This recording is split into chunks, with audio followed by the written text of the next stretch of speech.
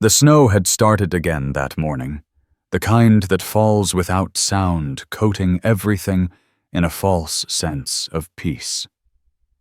From the window of my funeral home, the world looked soft, untouched, almost kind.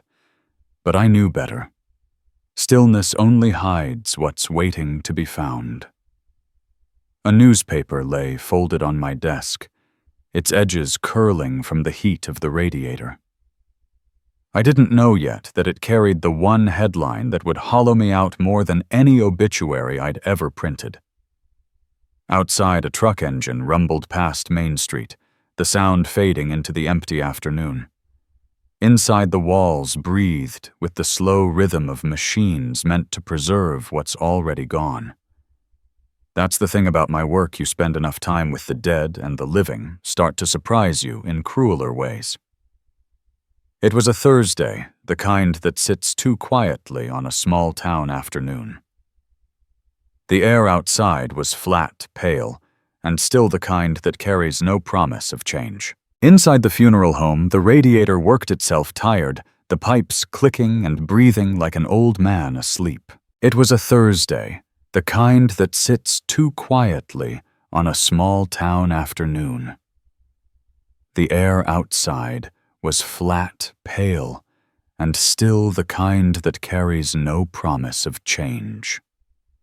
Inside the funeral home, the radiator worked itself tired, the pipes clicking and breathing like an old man asleep. I was polishing a walnut casket under the soft hum of the radio. The announcer talked about weather, a school board vote, and a local accident on Route 6. Words like that drift through you after years in my line of work. I listened without really hearing. The cloth in my hand made slow, steady circles, the wood catching the light in thin ribbons. The bell over the front door rang once. I heard the gust of cold air sweep in, and then Harvey Klein's voice calling my name. I wiped my hands and walked out to the front. He stood there in his heavy jacket, snow melting on his shoulders, holding the weekly paper. Harvey runs the print shop on Main Street, and he's the kind of man who always brings news like it's a gift. He said he thought I might want to see this week's issue. His tone carried a little too much cheer. I asked what was in it, but he just smiled, set the paper down on the counter, and gave my arm a light tap before heading back toward the door. He told me he'd see me Sunday at the diner. Then he was gone, leaving the scent of cold ink and wet leather behind. For a moment, I stayed where I was. The paper sat there folded neat, still damp from the snow outside. The front page was the usual local council store openings, a small article about the high school football team making regionals. Then my eye caught the word announcements in bold letters halfway through. And there it was: Claire Marston to wed Brandon Pierce of Chicago. My name, her name, printed side by side, but belonging to different worlds. There was a photograph. She stood in a blue dress beside a man with sharp eyes and an easy grin. He had his arm around her waist like he had owned the right for years. Behind them, a lake shone bright and endless, the kind of place that forgets about winters like ours. For a second, I thought maybe it was just an engagement piece, not the full wedding announcement. Maybe she hadn't had time to call, maybe this had gone to print before she could tell me herself. I even looked for a detail that might explain it, some mention of the date, or the phrase to be announced later. But it was there in clear black ink, along with the venue, the date, the flowers. Then I saw the line that stopped me. They will be surrounded by all the people who matter most in their lives. That sentence cut cleaner than I expected. I read it again, hoping it would change on the second pass. I stood there holding the paper until the clock struck 1. The radiator hissed. Somewhere outside, a truck rolled past its tires, crunching on frozen gravel. I folded the paper carefully, then opened it again, like maybe I had imagined it. But the picture stayed. The smile stayed. The absence stayed. Back in the prep room, I tried to lose myself in work. The dead, at least, are simple. You care for them, you make things right. You do not expect them to call. I wiped down the casket again, though it didn't need it. I checked the flower order twice. I moved through the motions because motion, even empty, still feels like purpose. By evening, the light outside had turned the color of smoke. I closed up early, flipped the sign to closed, and locked the door. The silence after the bolt slides home is a heavy kind of company.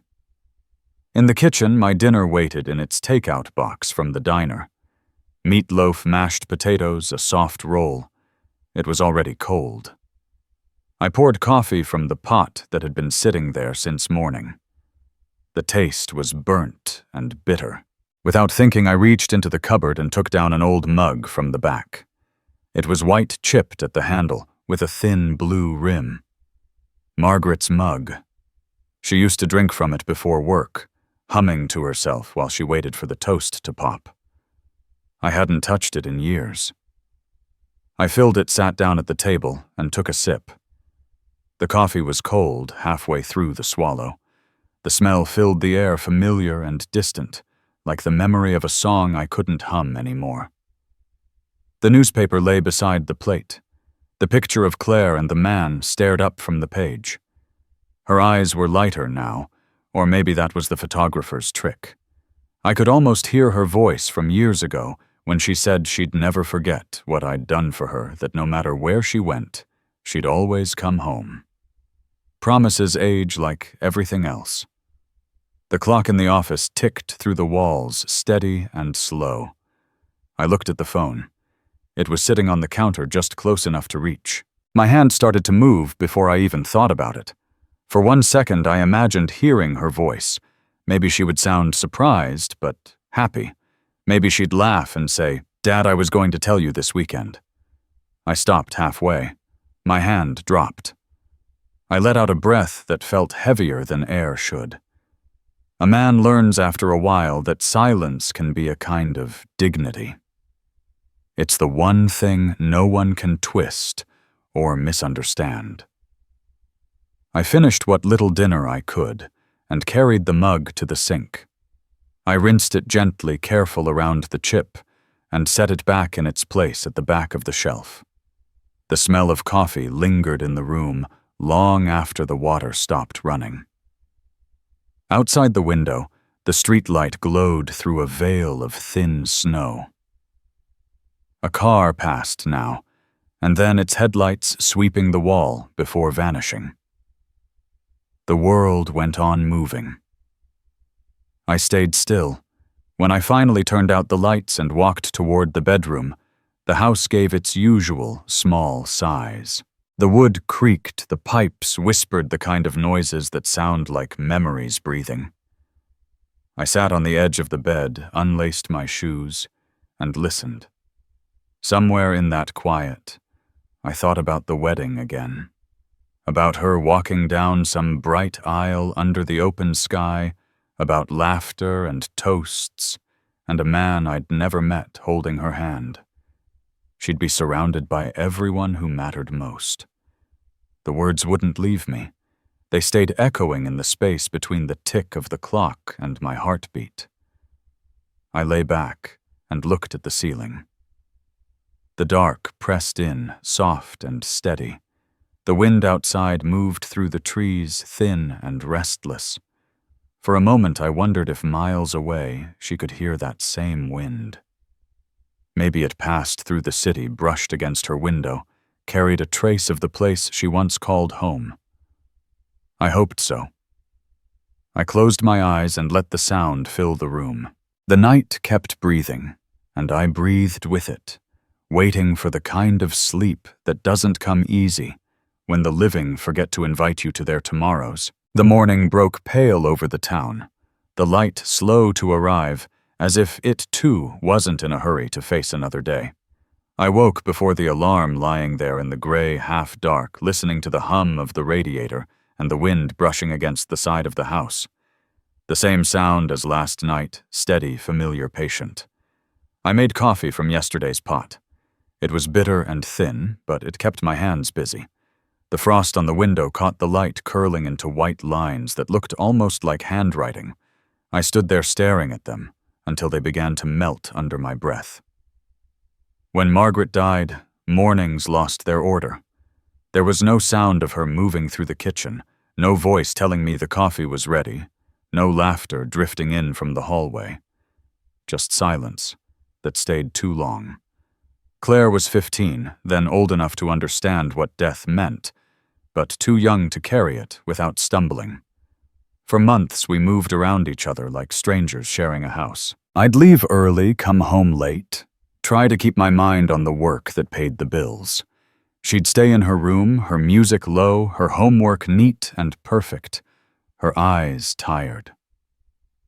Every now and then, she'd come to the kitchen stand by the counter and ask what was for dinner. I'd tell her. We'd eat.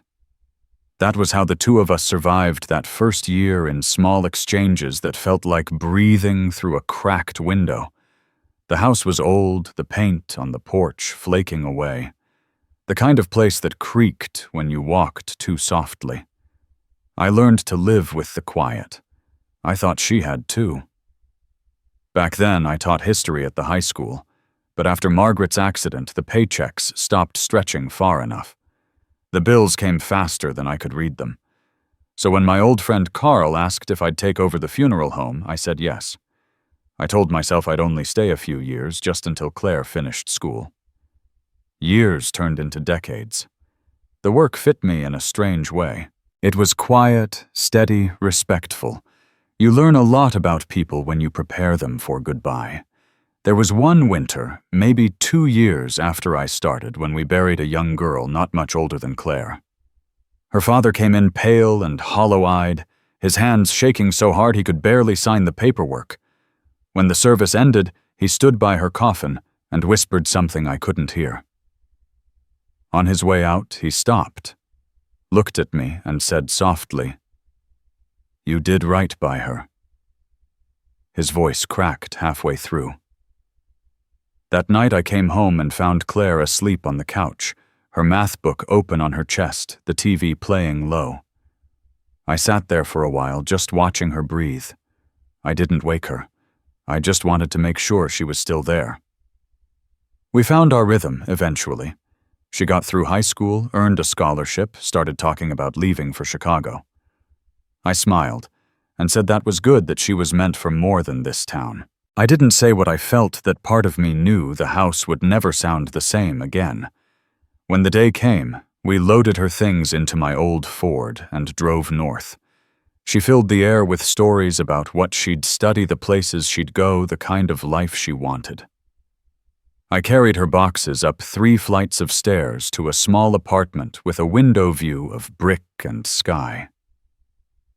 Before I left, she hugged me, and I told her she'd never owe me anything but the truth. She smiled, promised she'd call every Sunday. And she did at first. We'd talk about her professors, her stories for the school paper, the boys she didn't like, the city that never seemed to sleep. Sometimes she'd ask if the house still smelled like coffee in the mornings. I'd say yes, even on the days it didn't. Then the calls shortened, 10 minutes, 5. Then texts replaced calls, then weeks went by before I heard from her at all. The first time she mentioned Brandon, it was quick. Said he worked in public relations, that he was driven, that he knew people. I asked if she liked him. She said she did, that he made her feel like she was moving forward. She didn't say much else. I tried to picture him, but all I could see was some man shaking hands and smiling too wide. The holidays came, and she didn't. She said flights were too expensive, deadlines too tight. I said I understood, and I meant it even if it hurt. But the photos she posted online told a different story. Rooftop parties and champagne flutes, a skyline glowing behind her like a crown. I stopped looking after a while. One Christmas, I mailed her a framed photo of her and Margaret at the lake, both of them laughing, the sunlight sharp on the water. It came back unopened, the label on the box, stamped forwarding address, expired. I stared at that phrase for a long time. It felt like a headline to a story I didn't write. The funeral home kept me busy. People came, people went. Their grief was heavy, but familiar. One afternoon, I handled a service for an older man whose daughter hadn't spoken to him in 10 years. She arrived late, out of breath, mascara running. When she saw her father, she fell to her knees, weeping. She kept saying she should have called. I stood by the door, not knowing whether to look away or stay still. When she finally rose, she turned to me and whispered thank you for making him look peaceful. Her hand brushed mine light as air, and for a moment I felt something shift. That night I dreamed of Claire standing by a coffin, only it wasn't me she was crying for. It was something else. Something between us that we'd buried without meaning to. The last time I saw her in person, we met at a diner halfway between here and Chicago. She arrived on time. Neat coat, city hair, a smile that didn't quite reach her eyes. We talked about safe things, work, traffic, weather. She said Brandon was busy, that he wanted to come next time. When I paid for the meal, she said I didn't have to. I said I wanted to. She called me Dad once, then corrected herself and said you instead. The sound hung in the air a moment too long.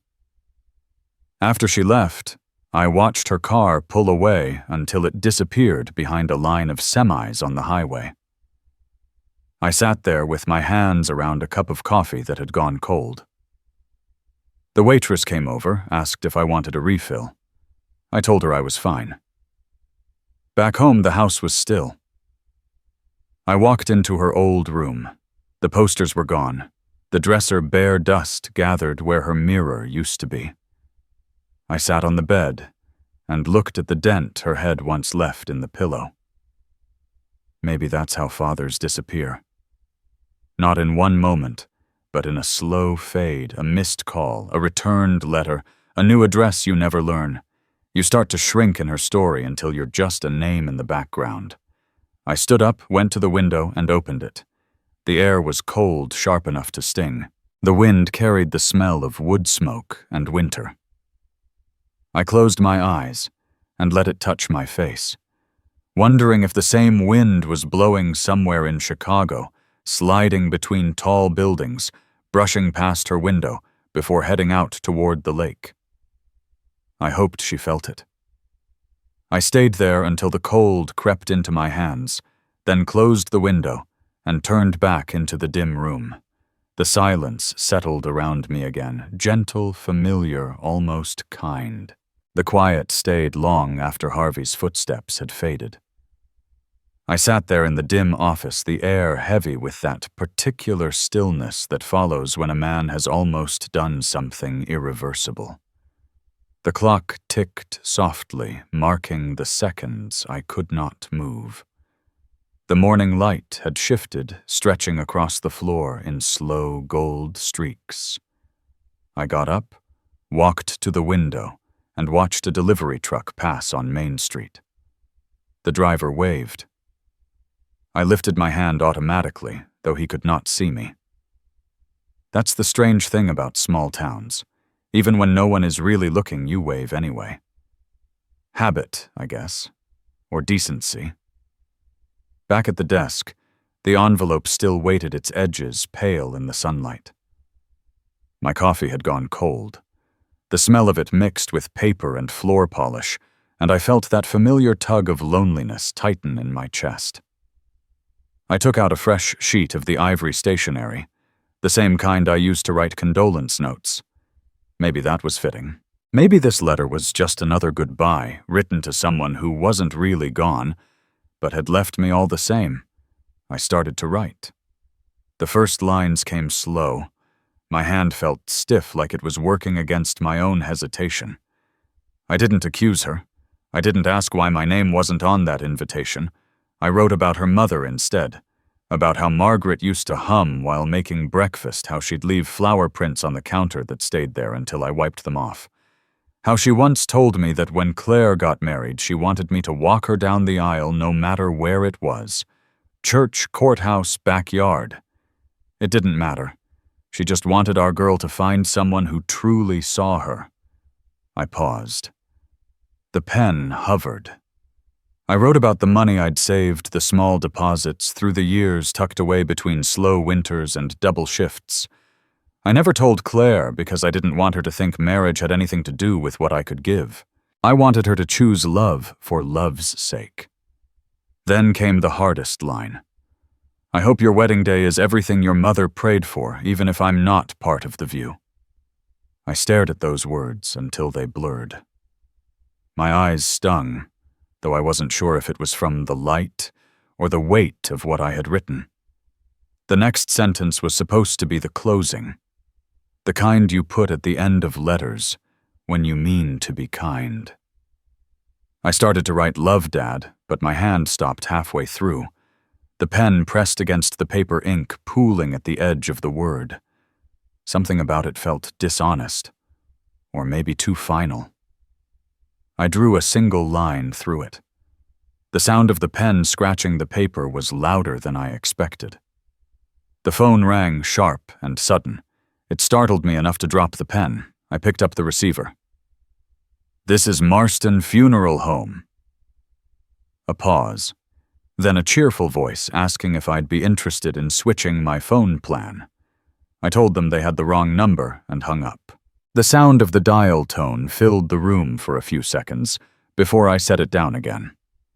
It was almost funny, the absurd timing of it. Life had a way of stepping into your grief without knocking. I folded the letter neatly, slid it into an envelope, and sealed it shut. The glue tasted faintly metallic, the way it used to when I helped Margaret mail Christmas cards. I wrote Claire's address slowly, each number deliberate, as if accuracy could make up for everything else that had gone wrong between us. I walked to the front of the building and looked toward the street. The mailbox was only a few blocks away. I could see it in my mind, red paint chipped, standing lonely on the corner near the grocery store. I pictured the walk, the sound of gravel under my boots, the flap creaking open, the hollow thud as the letter landed inside. But I didn't move. I stayed rooted where I was, the envelope in my hand, growing damp from the warmth of my skin. There was something about sending it that felt too final, as if once it left my hand, I would have to admit that the space between us wasn't just distance anymore, it was permanence. I went back to the desk. The room felt smaller now. The air seemed heavier, pressing down.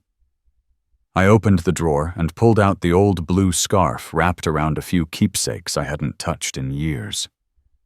Inside it lay an envelope I hadn't meant to see again. Margaret's handwriting. Curved, steady, familiar. For Claire to be opened when her heart needs it most.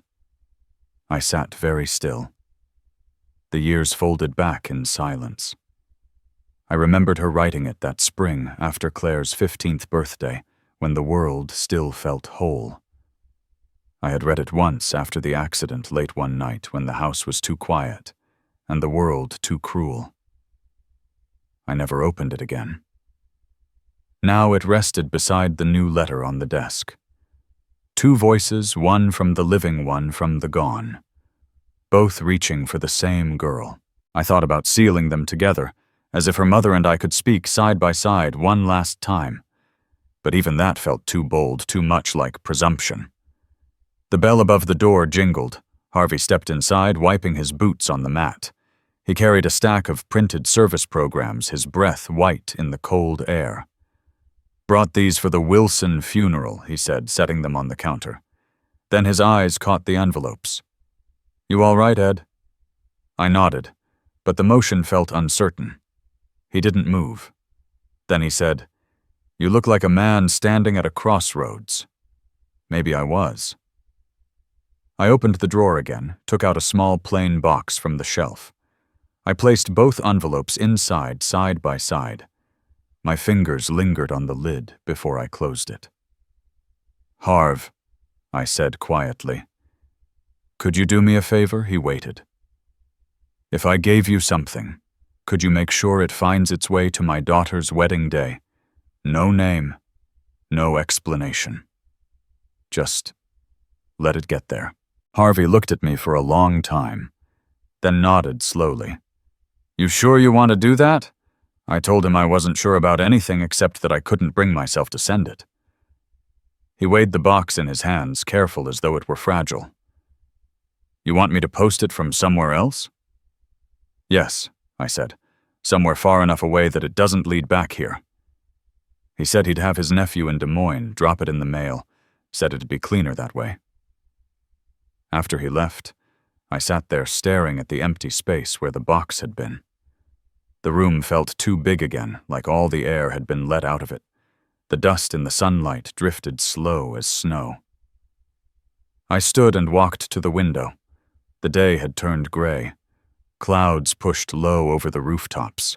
Somewhere beyond them, Chicago waited full of glass and noise and my daughter's new life. I opened the window a crack. The air slipped in cold and clean, moving through the room like a question. I stood there and let it touch my face. For a moment, it almost felt like forgiveness. The day began like any other, quiet and gray, the kind of sky that makes you think the sun has forgotten how to rise. I brewed coffee before the light came through the smell, drifting through the kitchen, soft and bitter. The cup was chipped at the rim. Margaret used to tease me about throwing it away, but I never could. Some things you keep, not because they work, but because they've been with you long enough to earn their place. The radio on the counter crackled with static before settling into a local station. I wasn't listening, not really, until a voice mentioned a name that pulled the breath out of me. Brandon Pierce. They were covering his wedding, a lakeside ceremony celebrating the union of Chicago's rising political figure and award-winning journalist Claire Marston. For a moment I didn't move. Then I turned up the volume. The announcer's tone was bright, practiced the kind reserved for happy stories about people you're supposed to admire. On the screen, the venue appeared glass walls, sunlight bouncing off the lake, guests dressed in pastel, smiling like they belonged to a better world. And there she was, my daughter. Claire walked down the aisle in a white gown that shimmered like it was made of air. Her arm rested on Brandon's father's, a man with a politician's posture and a lawyer's smile. The caption below called it a touching moment between the bride and her father figure. My throat tightened. I reached for the coffee, but my hand brushed against the frame sitting on the table instead. It was a picture of Claire at 12, missing a front tooth, her hair tied back unevenly because I had been the one who braided it. I pressed my thumb against her face on the glass just for a second. On the television, the ceremony continued. The guests laughed, clapped, wiped their eyes. Claire smiled the way people do when they're aware of cameras. The sound of the crowd was hollow through the speaker, a cheer for a life I no longer belonged to. When the vows ended, the camera panned across the front row. On Claire's side, a single chair was draped in white flowers, and a ribbon that read, "For those who watch from above." I didn't need to hear the names. I knew which ones they meant and which one they didn't. I turned off the TV and sat in the silence that followed. The house seemed to expand around me, as if distance itself were alive and breathing. A few hours passed before curiosity pulled me to the newspaper's website. The wedding photos were already there, bright and polished, the kind of perfection that only exists when no one looks too closely. The caption read, "An event of elegance and family legacy." Underneath the comments came fast. People wrote things like, "A perfect couple," and "What a beautiful family." I stared at those words for a while, then let out a short breath that sounded almost like a laugh. I closed the laptop and leaned back. The clock ticked. The snow outside had begun to fall in soft, lazy swirls. I imagined the sound of the reception miles away, the band playing under golden light, the laughter echoing against the lake. In my mind, I could see the moment the box arrived. A staff member placing it gently on the table beside her, the label from my funeral home catching the light. I could see her glance at it, confusion flickering in her eyes. Maybe Brandon leaned in, said something smooth, told her not to worry. Maybe she nodded, pretending it was nothing, but her hand lingered on the lid a second longer than it should have. I like to think she opened it when no one was watching, that she found the 2 envelopes inside, that she recognized her mother's handwriting first, the calm loops and steady lines that always made the words feel safe. Maybe she hesitated before reading mine. Maybe she noticed the scratch of the pen where I had crossed out the words, "Love, Dad," and understood what that meant. The thought stayed with me longer than I wanted. I got up and walked to the sink. The dishes from breakfast were still there. I washed them one by one, the water warm against my hands. Outside, the snow was falling harder now, blanketing the street, softening every sound. When I looked up again, I saw my reflection in the window. The glass caught the faint glow from the street lamp. My shirt collar was crooked. Without thinking, I straightened it. Old habits, the kind that don't fade even when no one's left to notice. I went back to the living room. The television screen was still dark, showing only the faint outline of my face in the reflection. I sat down the coffee, now cold beside me, and stared at the snow until it blurred with the glass. The phone buzzed once on the counter. I walked over and picked it up. Just another voicemail from a sales company. I deleted it without listening. The world had a strange way of carrying on, even when you didn't. Outside, a car door slammed. Somewhere nearby, someone laughed, the sound faint in the wind. Life kept moving, small and careless, like a river that didn't stop to notice what it left behind. I turned off the lights and stood by the window again. The snow had covered the road completely, pure and untouched, erasing everything that came before. I wondered if that was how Claire saw her new life, clean, unmarked, easier to walk through, when there were no footprints reminding her where she started. I thought of that empty chair with the white ribbon and flowers. It wasn't my seat, but maybe it didn't need to be. Maybe it was enough that somewhere under those golden lights my daughter had danced. Maybe she had laughed without looking over her shoulder. Maybe she had felt free. I whispered it softly into the room. I hope she danced for her mother tonight. Then quieter still. Maybe that's enough. The refrigerator clicked on, humming low. Somewhere outside, a wind chime stirred. I stood there listening to the faint sound of it moving through the cold air, and let the moment settle like the snow outside, quiet, unbroken, and almost kind. The wind had stopped by the time I turned from the window. The snow outside lay untouched, still as a held breath. Somewhere far away, under bright chandeliers and laughter, my daughter was sitting in a room full of mirrors. Later she would tell me about that moment. The weight of the dress pressing against her ribs, the hum of music behind the door pulsing like a heartbeat that no longer matched her own. The room smelled of roses and hairspray, sweet and artificial. On the table next to the lipstick and champagne sat the small box from my funeral home. She told me she tried not to look at it, that she told herself it could wait until after the dancing, after the toasts. But her eyes kept coming back to that plain white box, the corner stamped with a logo she knew too well. The kind that didn't belong among the flowers. Her fingers moved before her mind caught up. She slid the lid open. 2 envelopes rested inside one, written in my small, uneven scrawl, the other in a hand she had not seen since she was 15. Her mother's. Her hand went to that one first. The paper was yellowed slightly at the edges, soft from age. She sat very still as she unfolded it, careful not to tear. The first line made her shoulders drop. Margaret's tone came through even on the page, steady and kind. She wrote about love and how it should never make you hide the place you came from, How any man who makes you feel ashamed of your roots is not building a home but a mask. Then came the line that stopped her, the one she told me she couldn't read aloud.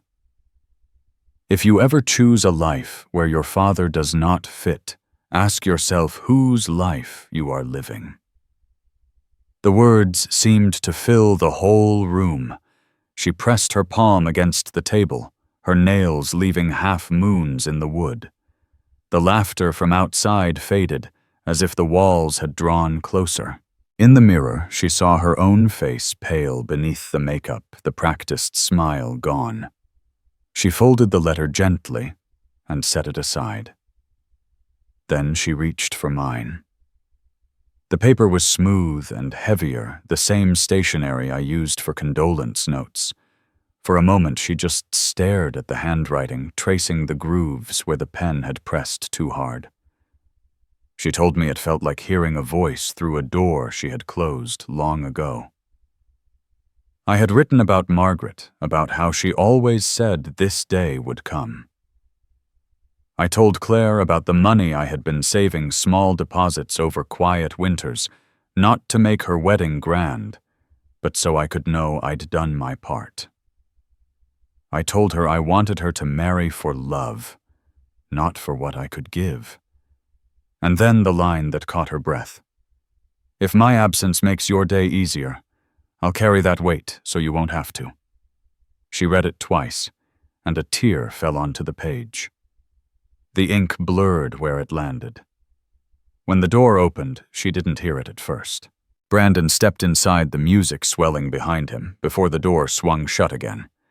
His tie was loose, his smile ready. He saw the letters, saw her face, and hesitated. "What's this?" he asked, half laughing, half wary. "You should be out there, they're calling for us." She didn't answer. She handed him the letters. He read her mother's first eyes moving too fast to understand the pauses between the words. Then mine. His mouth tightened slightly, as if he'd bitten into something sour. When he finished, he let out a breath. "This is your night, Claire," he said softly. "Don't let old memories or small-town guilt ruin what we've built." She looked up. "What have we built?" she asked. He straightened his cufflink, his reflection tall and polished in the mirror. "An image," he said. "The image we've worked for. Everyone out there sees it. Donors, editors, friends. You don't want them seeing you like this." That word hung in the air. Image. Something inside her shifted. All at once, every little moment lined up in her mind. The times he'd laughed off her childhood stories corrected the way she said Iowa, the way he'd smiled when she called me Dad in front of his colleagues, then changed the subject. She looked at him now, standing there, so sure of himself, the music from the ballroom seeping under the door.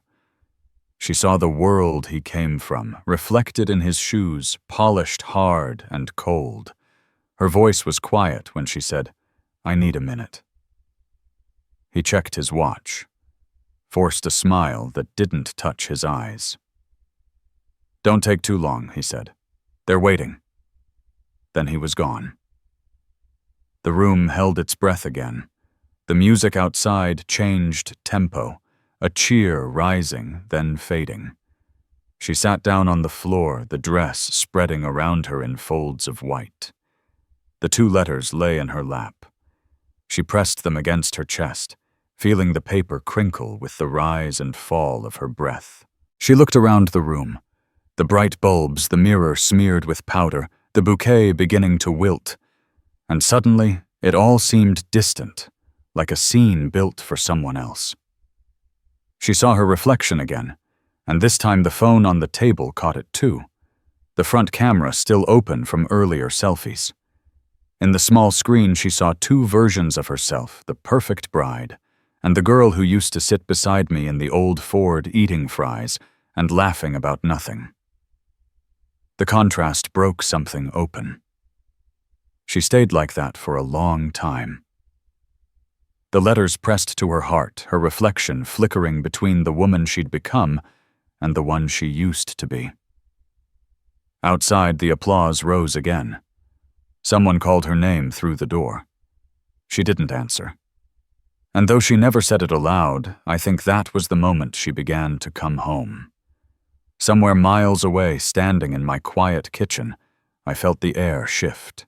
Just a small thing, like someone far off had opened a window. The wind moved again, gentle and clean, carrying the faintest sound of a song ending. The clock in my hallway ticked louder than usual that night.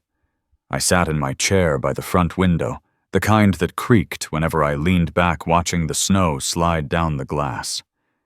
Something about the air felt different, charged in a way I couldn't explain. I got up, turned on the porch light without knowing why, and opened the front door a crack. Cold air brushed my face sharp and clean. I stood there for a long time, looking out at the empty street, feeling that quiet kind of waiting that only a father understands. Far away under 1,000 chandeliers, and the weight of 100 eyes, my daughter was sitting on the floor of her dressing room. She told me later that her dress had grown heavier by the minute, that the room felt smaller with every breath. The music outside swelled, the DJ calling her name, her husband's name, voices cheering for a couple that no longer existed. Someone knocked on the door. "Claire, you're on in 2 minutes." She didn't answer. She looked at the ring on her finger, at the light bouncing off it, and felt like she was staring at someone else's hand. She thought about the empty chair with white flowers, the one meant for the dead, the one everyone pretended was enough. She thought about her mother's handwriting, about me teaching her to ride a bike, steadying her by the handlebars, while she cried that she couldn't. When the knocking came again louder, she stood. The ring slipped off easily as if it had been waiting. She placed it on the vanity beside the makeup brushes, the diamond catching the same kind of artificial light that filled the room. "Tell them I need some air," she said quietly. The coordinator hesitated, mouth half open, then nodded. "All right, but they can't wait forever." Claire smiled, a small, tired thing. "They can wait," she said. She walked toward the side door, the one the staff used. Her dress brushed the walls, leaving faint streaks of powder and glitter. As she reached the door, the DJ's voice boomed again, introducing her to the world she no longer wanted to enter. She didn't wait to hear the applause. The metal door opened with a groan. Cold air rushed in, slapping her awake. The alley behind the venue was slick with melted snow and cigarette butts. A valet looked up, startled by the sight of a bride walking out alone. "Ma'am, are you okay?" "I'm fine." She didn't stop. The satin hem dragged against the pavement, picking up dirt, the sound of fabric scraping like sandpaper. The night was a relief after the music, the smell of perfume, the constant performance. She passed a group of smokers who froze mid-laugh. One whispered something, but she was already past them, heading toward the parking lot. Her car waited under a flickering light. The key slipped from her hand once before she managed to unlock the door. The dress made it hard to sit, the steering wheel pressing against her ribs. For a moment she just sat there, breathing hard, watching the ballroom windows glow gold in the distance. She could hear faint music, muffled laughter, the life she had just walked out of. Then she turned the key. The engine started low and steady. As she drove out of the lot, the headlights swept across the side of the building, catching a glimpse of the reception hall. Through the glass, she saw people still laughing, still raising glasses, still smiling for cameras. None of them noticed the bride leaving her own wedding. The city fell away behind her. Tower lights turned into red dots, then disappeared entirely. She merged onto the interstate, the white lines guiding her like a memory she couldn't quite shake. The radio was still on. The static cleared and a song began to play. A song she knew. The one I used to hum while making breakfast back when mornings smelled of coffee and burnt toast. She let it play. The lyrics spoke about coming home, about finding your way back, and each word settled heavier in her chest. She kept driving. The night opened wide in front of her, a long ribbon of highway and distant taillights. The world outside the car was nothing but motion and sound. The wedding dress, now creased and wrinkled, shimmered in the dashboard light like an echo of who she was an hour ago. Around midnight, she stopped for gas. The station was nearly empty, just a trucker inside buying coffee. The TV above the counter played the local news. The volume was low, but the caption caught her eye. Local political family hosts elegant lakeside wedding. Her own face smiled back at her from the screen, frozen in a picture she didn't remember taking. She looked at it for a moment, then turned away, the pump clicking off behind her. Back on the road, snow began to fall again, light and soundless. She didn't speed, didn't slow. The miles slipped by in silence. Iowa came up on a faded green sign half covered in frost. The sky deepened to a blue so dark it almost looked black. She was tired now, eyes burning, hands tight on the wheel. At 3 a.m, she took the Cedar Grove exit. The roads were empty. Streetlights hummed above patches of ice. She passed the old diner, the school, the gas station, all sleeping under the weight of winter. Then the houses thinned, giving way to open fields and the long, flat stretch where my business sat alone. Back in my chair, I must have dozed off because the sound woke me. Tires on gravel. Slow, careful, deliberate. I turned my head toward the window. The porch light glowed over a fresh layer of snow. Outside, her car rolled into the lot. The engine went quiet, and for a moment the world held its breath. She sat behind the wheel, still in her dress hands, resting on the steering wheel, like she was gathering courage from its solid weight. Her headlights lit the sign by the door, the paint faded but still clear enough to read. Marston Funeral Home. Dignity in every goodbye. I stood without knowing why. My heart was beating faster than it should. I walked to the door, hand on the knob, not yet turning it. Out in the lot, Claire closed her eyes. Snowflakes melted in her hair, her shoulders trembling from the cold. She opened the car door heels, sinking into the gravel, and took a step toward the light above the porch. The wind carried the faintest sound of the car door closing, and I felt it like a pulse through the air. For the first time in years, the night didn't feel empty. It felt like the beginning of something I had almost stopped believing in. The iron hissed softly as I pressed the sleeve of a black suit. The smell of starch rose into the quiet room, clean and sharp. Dawn hadn't broken yet, but the sky was already turning that kind of gray that makes everything look fragile. I had a funeral at 7, a veteran who'd lived alone at the edge of town. I told myself to focus on the work, on the creases and the folds, because work was the only thing that ever stayed steady. Then came the knocking. It was light, at first almost apologetic, like whoever stood outside wasn't sure if they had the right house. I paused, listening. 3 knocks, then silence. I turned off the iron and wiped my hands on a towel, half expecting bad news, half expecting nothing at all. When I opened the door, she was there. Claire stood under the porch light, hair tangled, eyes swollen, her wedding dress smeared with road dust and melting snow. She held 2 envelopes in one hand and her car keys in the other.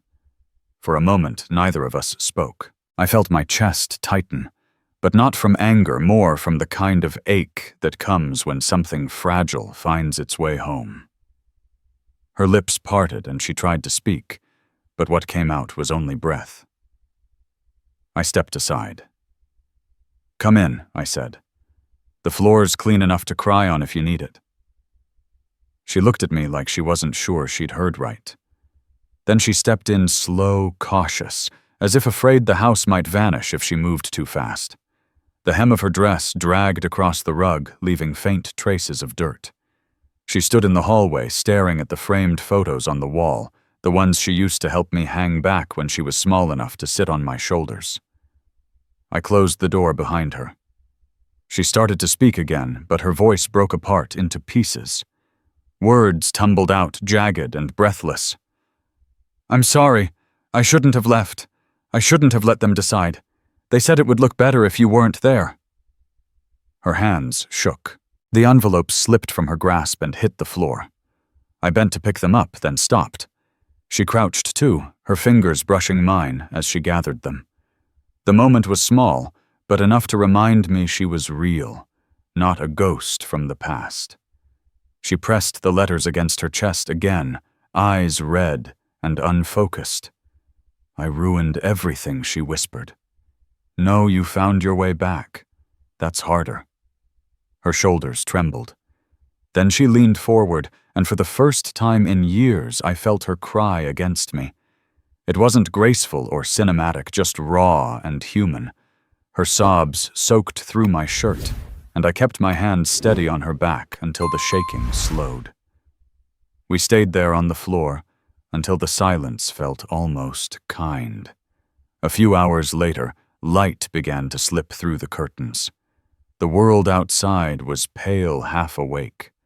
I was back in the chapel, setting out chairs, making sure the hymn books lined up neatly. I thought she'd be asleep, but when I looked up, she was standing in the doorway. She had changed out of the dress, wearing an old sweater I hadn't seen in years. Margaret's sweater, the one she always wore when the house was cold. "You should rest," I said. "I can help," she answered. I nodded, and she stepped closer, careful not to make noise. Together we set up the room, placing chairs, arranging flowers, lighting the candles near the altar. At one point, she reached for a framed photo, and it slipped from her hands, the glass clattering softly against the floor. "Sorry," she said quickly. "It's fine," I told her. "Happens all the time." We both knelt to pick it up. She laughed quietly, almost in disbelief, and I realized how long it had been since I'd heard that sound. When the widow arrived, Claire stood near the back. Her hands were clasped in front of her, her head slightly bowed. I spoke the eulogy, the same one I'd written at 2 a.m. My voice was calm, the rhythm practiced, but I could feel her listening in a way she hadn't before. A life isn't measured by how loudly people cheer you on your best day, I said, but by who still comes to say goodbye on your worst. The words hung in the air. The widow wiped her eyes. Claire didn't move, but her chin quivered just enough to tell me the sentence had found its mark. After the service, we carried the flowers out to the car together. The widow thanked us softly, then drove away, leaving a faint trail of exhaust in the cold morning light. Claire stood in the parking lot, her breath fogging the air. She looked at me, then back at the empty space where the hearse had been. "You do this every day," she said. "Most days. Does it ever stop feeling heavy? No. But it gets quieter." Back inside the chapel was still warm from the candles. The smell of lilies lingered in the air. Claire ran her hand along the wooden pews, her fingers tracing the grain like she was memorizing the texture of something steady. That evening I made soup chicken and noodles, simple and familiar. We ate at the kitchen table, the same one where she'd done homework years ago, her legs swinging beneath the chair because they couldn't reach the floor yet. She stared into her bowl for a long time before speaking. "What happened to the wedding fund?" I leaned back, letting the steam fog my glasses a little. "I didn't send it," I said. "Figured I'd save it for something that might last longer than a party." Her lips curved into a faint, tired smile. "You mean this?" she asked, her eyes moving from me to the room to the soup to the quiet between us. Maybe. Or maybe something that hasn't started yet. She didn't ask what that meant. Instead, she reached across the table and placed her hand over mine. Her skin was warm, alive again. The kind of warmth you forget how much you miss until it's there. Outside, the wind softened. Snow began to fall slow and deliberate, each flake catching the faint glow from the porch light. I turned my head toward the window. The first hint of dawn was coming back, faint streaks of gray turning pale silver. I looked at her hand resting on mine, and I knew the world hadn't changed. It was still cold, still fragile, but in that small kitchen something had shifted. Forgiveness doesn't arrive with fanfare. Sometimes it walks in at 3 a.m. wearing a wrinkled wedding dress, asking for soup. I squeezed her hand once, not to hold her there, but to let her know she was free to stay. Then I looked back toward the window where the light was slowly growing and thought that maybe, just maybe, morning had finally found us both. The year passed slowly, like water carving its way through stone. Days found their rhythm again. The mornings still began with coffee and the soft hum of the old radio. The evenings still ended with the sound of the wind brushing through the trees behind the funeral home. Nothing extraordinary, nothing new, and somehow that was enough. Then one morning, a letter arrived. Chicago postmark. Her handwriting steady now, the same curve her mother had. I held the envelope a long while before opening it, tracing the ink as if it might tell me what waited inside. It wasn't a letter, not exactly. It was an invitation, simple and plain on white card stock. The Margaret Marston Foundation. Opening night. A note slipped out with it written in her careful hand. She said she'd used the money I had saved for her wedding along with her own to start a foundation in her mother's name. It would help families who couldn't afford funerals or end-of-life care, so no one would have to face goodbye alone or ashamed. At the bottom, she had written, "You once told me dignity isn't what we're given, it's what we offer. This is me offering it forward. I'd like you to come. I'd like you to speak." I read that line twice, then once more, slower. The house was still. Outside, snow had begun to fall again, just a light dusting, but it reminded me of the night she came home. For the first time in years, I felt something close to peace. The event was small, held in a quiet community center near the river. No chandeliers or cameras, just folding chairs, a table of coffee cups, and a simple screen showing the faces of ordinary people. Farmers, nurses, school teachers, veterans. People who mattered to someone, even if the world didn't know their names. Claire stood at the front, speaking softly to guests as they arrived. She wore a dark dress, nothing grand, but she carried herself with the kind of calm that doesn't need to prove anything. When she saw me, her face softened. She came over and slipped her arm around my shoulder, the way she used to when she was small and afraid of storms. I told her she looked like her mother, and she smiled. Not the quick, polite kind of smile, but one that stayed a moment longer, as if she understood. When it was my turn to speak, I walked up to the podium, my notes trembling slightly in my hands. My voice caught at the first sentence, and I had to stop and clear my throat. The guests waited quietly, their faces open, patient. I gave a small laugh and said, "Seems I still get nervous around good people." The room warmed with soft laughter. I spoke about grace, about how life sometimes takes the things we love most to remind us what love is supposed to be. I said a year ago I thought losing an invitation meant losing my daughter. But standing there seeing what she had built from what was once broken, I understood it differently. Sometimes being left out is the mercy that keeps us from ruining something sacred.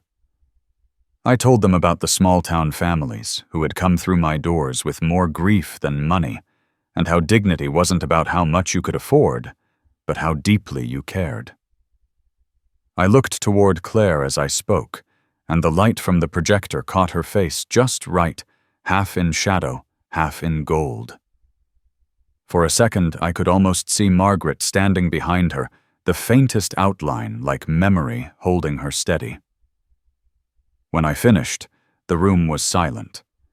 Then a man in the back began to clap slow, at first, then others joined, not loudly, just enough to fill the space with warmth. Claire's eyes were wet, but she didn't look away. Afterward, people came to thank her, to tell stories of who they'd lost. A widow said the foundation helped her bury her husband with honor. A young man said it helped him bring his mother home. Claire listened to every word, holding their hands, as if each one was the only person in the room. Watching her, I realized she had found her way back to everything that mattered, not just to me, but to the part of herself that had been buried under ambition and shame. When the evening ended, we walked outside together. The city lights shimmered across the river, reflecting off the slow-moving water. She pulled her coat tighter, shivering a little. "Mom would have liked this," she said quietly. "She would have loved it," I answered. "Especially seeing you here." We stood there for a while, watching the water move under the bridge. It made that same low hum it always had, the kind you can feel more than hear. She leaned her head on my shoulder, and for a long moment, neither of us spoke. The air smelled of rain and coffee and faint city smoke. When we finally said goodbye, it wasn't the heavy kind. She hugged me, and it felt whole, like something had settled back into place. She promised to visit soon. I told her she didn't need to promise just to keep living the way she was. On the drive home, the highway was nearly empty. The world outside my window looked like it was holding its breath. Halfway back to Iowa, I pulled over near the old bridge outside town. The same bridge where I used to fish with Claire, and where Margaret once told me that love isn't about staying, it's about returning. The river moved slow, steady, the current glowing faintly under the moonlight. I leaned on the rail, the cold wood pressing against my palms. "She found her way," I said softly. "In her own time." "That's enough." A train whistle sounded far in the distance, low and familiar. I closed my eyes for a moment, letting the sound stretch through the night. When I opened them, the snow had stopped. The clouds were breaking just enough for a line of pale light to appear on the horizon. My daughter once invited everyone to her wedding, everyone but me. For a long time, I thought that was the cruelest thing she could have done. But now I know better. Losing that invitation gave us something no perfect day ever could. It gave us a way back to each other. I stood there until the first trace of dawn turned the water silver, then got back in the car. As I drove toward home, the light followed me, soft and patient, like forgiveness keeping pace with the road.